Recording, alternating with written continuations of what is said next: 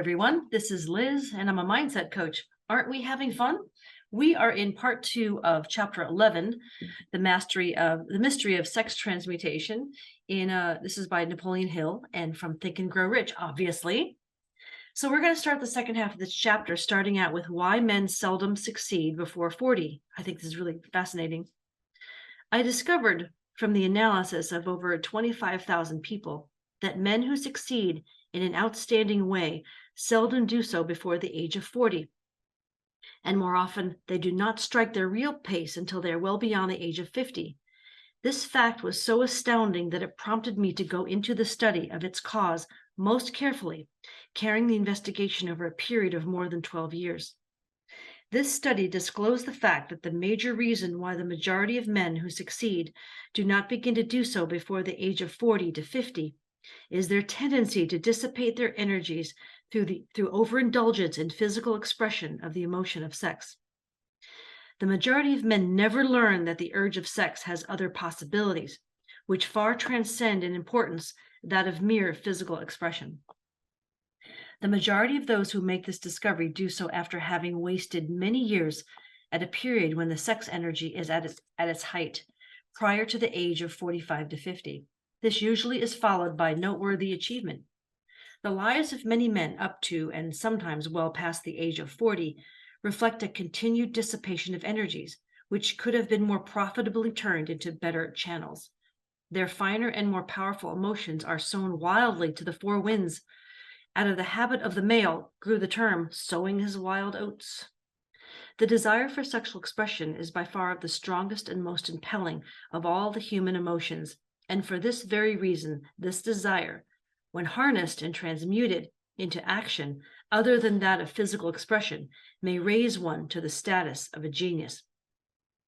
One of America's most able businessmen frankly admitted that his attractive secretary was responsible for most of the plans he created. He admitted that her presence lifted him to heights of creative imagination, such as he could experience under no other stimulus. One of the most successful men in America owes most of his success to the influence of a very charming young woman who has served as his source of inspiration for more than 12 years. Everyone knows the man to whom this reference is made. I don't, but not everyone knows the real source of his achievements. History is not lacking in example of men who attained to the status of genie as a result of the use of artificial mind stimulants in the form of alcohol and narcotics. Edgar Allan Poe wrote The Raven while under the influence of liquor, dreaming dreams that mortal never dared to dream before. James Whitcomb Riley did his best writing while under the influence of alcohol. Perhaps it was thus he saw the ordered intermingling of the real and the dream, the mill above the river and the mist above the stream. Robert Burns wrote best when intoxicated, for Auld Lang Syne, my dear, will take a cup of kindness yet for Auld Lang Syne. But let it be remembered that many such men have destroyed themselves in the end. Nature has prepared her own potions with which men may safely stimulate their minds, so they vibrate on a plane that enables them to tune in to fine and rare thoughts which come from no man knows where. No satisfactory substitute for nature's stimulants has ever been found. It is a fact well known to psychologists that there is a very close relationship between sex desires and spiritual urges, a fact which accounts for the peculiar behavior of people who participate in the orgies known as religious revivals, common among the primitive types. The world is ruled, and the destiny of civilization is established by the human emotions. People are influenced in their actions, not by reason so much as by feelings. The creative faculty of the mind is set into action entirely by emotions and not by cold reason. The most powerful of all human emotions is that of sex. There are other mind stimulants, some of which have been listed, but not one of them, nor all of them combined, can equal the driving power of sex. A mind stimulant is any influence which will either temporarily or permanently increase the vibrations of thought. The 10 major stimulants described are those most commonly resorted to. Through these sources, one may commune with infinite intelligence or enter at will the storehouse of the subconscious mind, either one's own or that of another person, a procedure which is all there is of a genius. A teacher who has trained and directed the efforts of more than 30,000 salespeople made the astounding discovery that highly sexed men are the most efficient salesmen. The explanation is that the factor of personality known as personal magnetism is nothing more or less than sex energy. Highly sexed people always have a plentiful supply of magnetism. Through cultivation and understanding, this vital force may be drawn upon and used to great advantage in the relationships between people. This energy may be communicated to others through the following media. 1. The handshake. The touch of the hand indicates instantly the presence of magnetism or the lack of it. 2. The tone of voice. Magnetism or sex energy is the factor with which the voice may be colored or made musical and charming. 3. Posture and carriage of the body. Highly sexed people move briskly with grace and ease. 4. The vibrations of thoughts. Highly sexed people mix the emotion of sex with their thoughts, or may do so at will, and in that way may influence those around them. 5. Body adornment. People who are highly sexed are usually very careful about their personal appearance. They usually select clothing of a style becoming to their personality, physique, and complexion, etc. When employing salesmen, the more capable sales manager looks for the quality of personal magnetism as the first requirement of a salesman. People who lack sex energy will never become enthusiastic nor inspire others with enthusiasm. And enthusiasm is one of the most important requisites in salesmanship, no matter what one is selling. The public speaker, orator, preacher, lawyer, or salesman who is lacking in sex energy is a flop as far as being able to influence others is concerned. Couple with this the fact that most people can be influenced only through an appeal to their emotions, and you will understand the importance of sex energy as a part of the salesman's native ability. Master salesmen attain the status of mastery in selling because they, either consciously or unconsciously, transmute the energy of sex into sales enthusiasm. In this statement may be found a very practical suggestion as to the actual meaning of sex transmutation. The salesman who knows how to take his mind off the subject of sex and direct it in sales effort with as much enthusiasm and determination as he would apply to its original purpose, has acquired the art of sex transmutation, whether he knows it or not. The majority of salesmen who transmute their sex energy do so without being in the least aware of what they're doing or how they're doing it. Transmutation of sex energy calls for more willpower than the average person cares to use for this purpose. Those who find it difficult to summon willpower sufficient for transmutation may gradually acquire this ability. Though this requires willpower, the reward for the practice is more than worth the effort. The entire subject of sex is one with which the majority of people appear to be unpardonably ignorant. The urge of sex has been grossly misunderstood, slandered, and burlesqued by the ignorant and evil-minded for so long that the very word sex is seldom used in polite society. Men and women who are known to be blessed, yes, blessed with highly sexed natures, are usually looked upon as being people who will bear watching. Instead of being called blessed, they are usually called cursed. Millions of people, even in this age of enlightenment, have inferiority complexes, which they developed because of this false belief that a highly sexed nature is a curse. These statements of the virtue of sex energy should not be construed as a justification for the libertine. The emotion of sex is a virtue only when used intelligently and with discrimination. It may be misused, and often is, to such an extent that it debases instead of enriches both body and mind. The better use of this power is the burden of this chapter. It seemed quite significant to the author when he made the discovery that practically every great leader whom he had the privilege of analyzing was a man whose achievements were largely inspired by a woman. In many instances, the woman was a modest, self-denying wife, of whom the public had heard but little or nothing. In a few instances, the source of inspiration had been traced to the other woman. Perhaps such cases may not be entirely unknown to you. Intemperance in sex habits is just as detrimental as intemperance in habits of drinking and eating.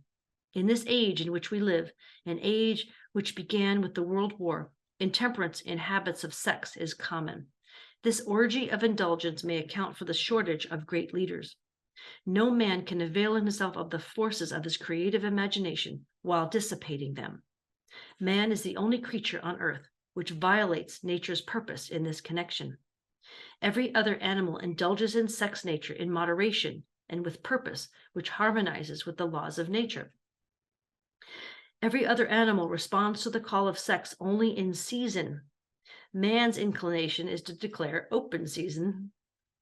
Every intelligent person knows that stimulation in excess through alcoholic drink and narcotics is a form of intemperance which destroys the vital organs of the body, including the brain. Not every person knows, however, that overindulgence in sex expression may become a habit as destructive and as detrimental to creative effort as narcotics or liquor. A sex-mad man is not essentially different than a dope-mad man. Both have lost control over their faculties of reason and willpower. Sexual overindulgence may not only destroy reason and willpower, but it may also lead to either temporary or permanent insanity. Many cases of hypochondria, imaginary illness, grow out of habits developed in ignorance of the true function of sex. From these brief references to the subject, it may be readily seen that ignorance on the subject of sex transmutation forces stupendous penalties upon the ignorant on the one hand, and withholds from them equally stupendous benefits on the other. Widespread ignorance on the subject of sex is due to the fact that the subject has been surrounded with mystery and beclouded by dark silence. The conspiracy of mystery and silence has had the same effect upon the minds of young people that the psychology of prohibition had. The result has been increased curiosity and desire to acquire more knowledge on this verboten subject, and to the shame of all lawmakers and most physicians, by training best qualified to educate youth on that subject, information has not been easily available.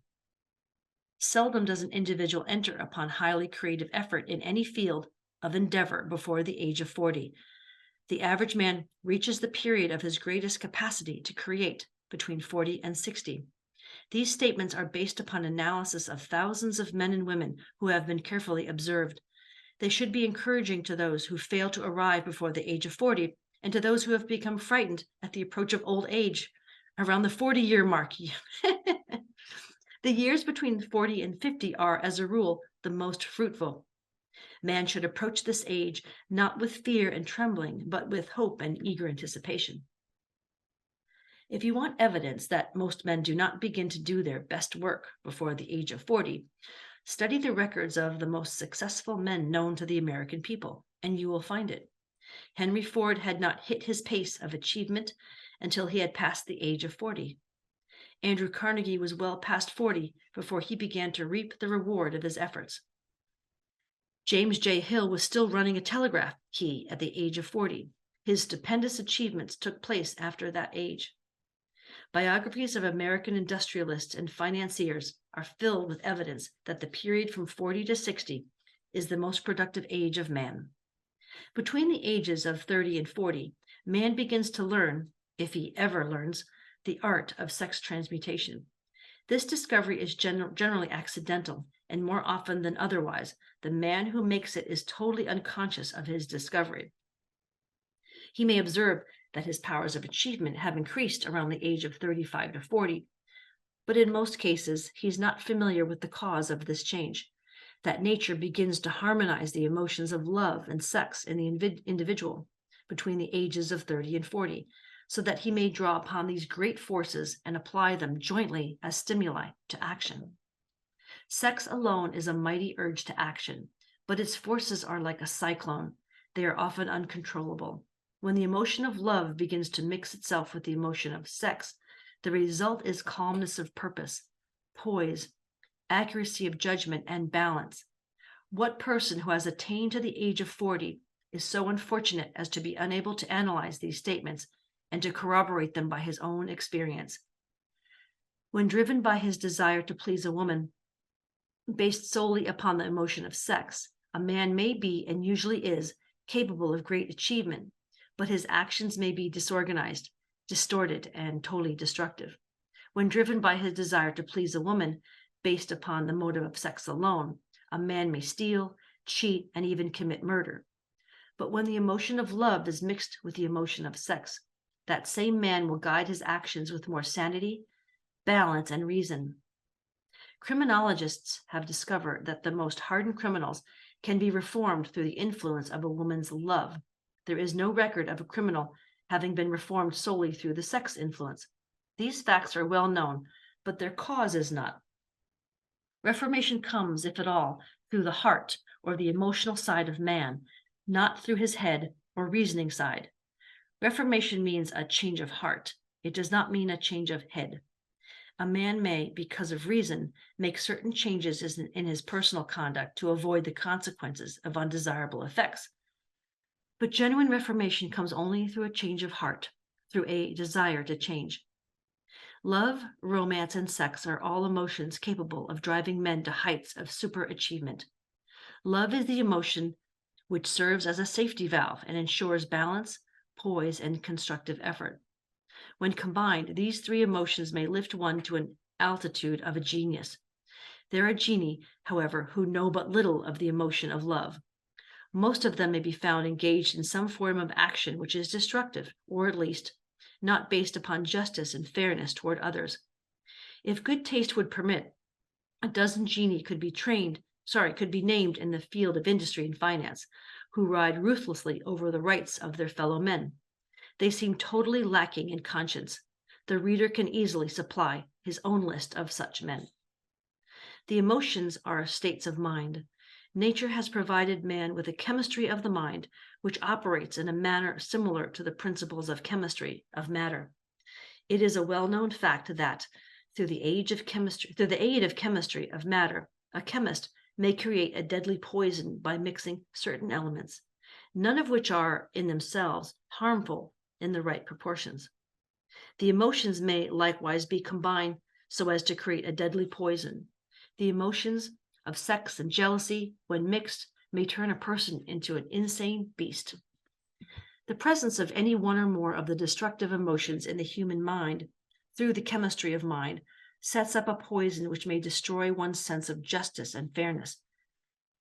In extreme cases, the presence of any combination of these emotions in the mind may destroy one's reason. The road to genius consists of the development, control, and use of sex, love, and romance. Briefly, the process may be stated as follows. Encourage the presence of these emotions as the dominating thoughts in one's mind, and discourage the presence of all the destructive emotions. The mind is a creature of habit. It thrives upon the dominating thoughts fed it. Through the faculty of willpower, one may discourage the presence of any emotion and encourage the presence of any other. Control the mind through the power of will is not difficult. Control comes from persistence and habit. The secret of control lies in undertaking the process of transmutation. When any negative emotion presents itself in one's mind, it can be transmuted into a positive or constructive emotion by the simple procedure of changing one's thoughts. There is no other road to genius than that of voluntary self-effort. A man may attain to great heights of financial or business achievement solely by the driving force of sex energy, but history is filled with evidence that he may, and usually does, carry with him certain traits of character which rob him of the ability to either hold or enjoy his fortune. This is worthy of analysis, thought, and meditation, for it states a truth, the knowledge of which may be helpful to women as well as men. Ignorance of this has cost thousands of people their privilege of happiness, even though they possessed riches. The emotions of love and sex leave their unmistakable marks upon the features. Moreover, these signs are so visible that all who wish may read them. The man who is driven by the storm of passion based upon sex desires alone plainly advertises that fact to the entire world by the expression of his eyes and the lines of his face. The emotion of love, when mixed with the emotions of sex, softens, modifies, and beautifies the facial expression. No character analyst is needed to tell you this. You may observe it for yourself. The emotion of love brings out and develops the artistic and the aesthetic nature of man. It leaves its impress upon one's very soul, even after the fire has been subdued by time and circumstance. Memories of love never pass. They linger, guide, and influence long after the source of stimulation has faded. There's nothing new in this. Every person who has been moved by genuine love knows that it leaves enduring traces upon the human heart. The effect of love endures because love is spiritual in nature. The man who cannot be stimulated to great heights of achievement by love is hopeless. He is dead, though he may seem to live. Even the memories of love are sufficient to lift one to a higher plane of creative effort. The major force of love may spend itself and pass away like a fire which has burned itself out, but it leaves behind indelible marks as evidence that it has passed that way. Its departure often prepares the human heart for a still greater love. Go back into your yesterdays at times and bathe your mind in the beautiful memories of past love. It will soften the influence of the present worries and annoyances. It will give you a source of escape from the unpleasant realities of life, and maybe, who knows, your mind will yield to you during this temporary retreat into the world of fantasy, ideas, or plans which may change the entire financial or spiritual status of your life. If you believe yourself unfortunate because you have loved and lost, perish the thought. One who has loved truly can never lose entirely. Love is whimsical and temperamental. Its nature is ephemeral and transitory. It comes when it pleases and goes away without warning. Accept and enjoy it while it remains, but spend no time worrying about its departure. Worry will never bring it back. Dismiss also the thought that love never comes but once. Love may come and go, times without number, but there are no two love experiences which affect one in just the same way.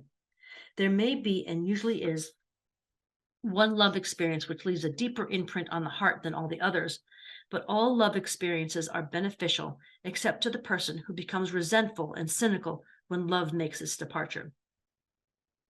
There should be no disappointment over love, and there would be none if people understood the difference between the emotions of love and sex. The major difference is that love is spiritual, while sex is biological. No experience, which touches the human heart with a spiritual force, can possibly be harmful except through ignorance or jealousy. Love is, without question, life's greatest experience. It brings one into communion with infinite intelligence. When mixed with the emotions of romance and sex, it may lead one far up the ladder of creative effort. The emotions of love, sex, and romance are sides of the eternal triangle of achievement, building, genius. Nature creates genie through no other force. Love is an emotion with many sides, shades, and colors. The love which one feels for parents or children is quite different from that which one feels for one's sweetheart. The one is mixed with the emotion of sex, while the other is not.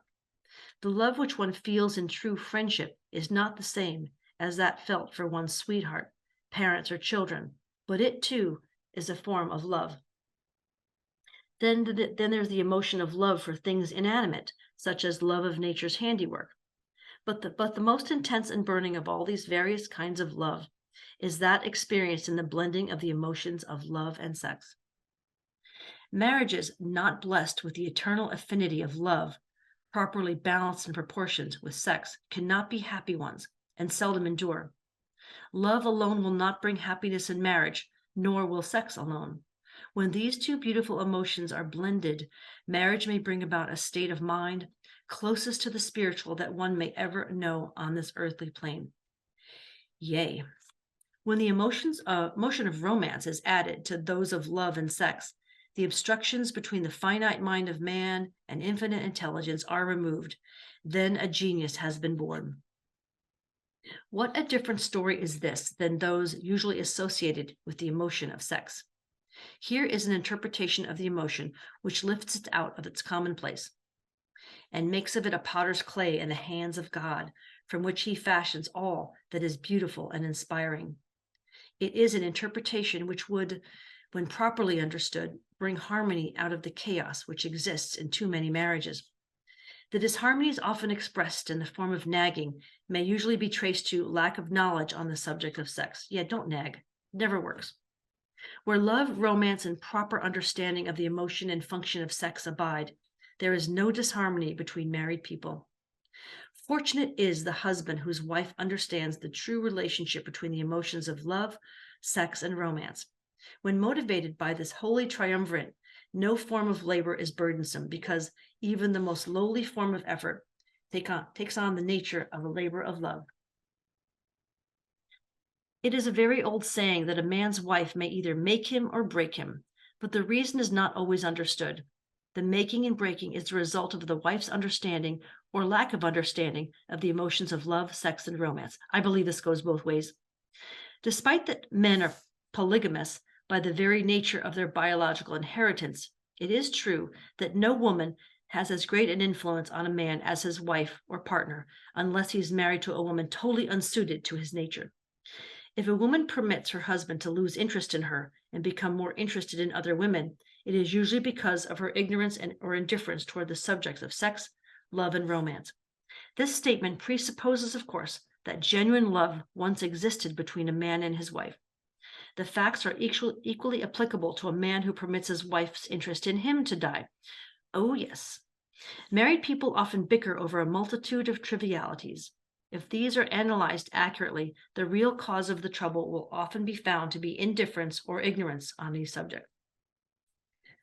Man's greatest motivating force is his desire to please woman. The hunter who excelled during prehistoric days before the dawn of civilization did so because of his desire to appear great in the eyes of woman. Man's nature has not changed in this respect. The hunter of today brings home no skins of wild animals, but he indicates his desire for her favor by supplying fine clothes, motor cars, and wealth. I haven't had that. Man has the same desire to please woman that he has had before the dawn of civilization. The only thing that has changed is his method of pleasing. Men who accumulate large fortunes and attain to great heights of power and fame do so mainly to satisfy their desire to please women. Take women out of their lives, and great wealth would be useless to most men. It is this inherent desire of man to please woman which gives women the power to make or break a man. There were no articles in that sentence. Just please woman, not please a woman.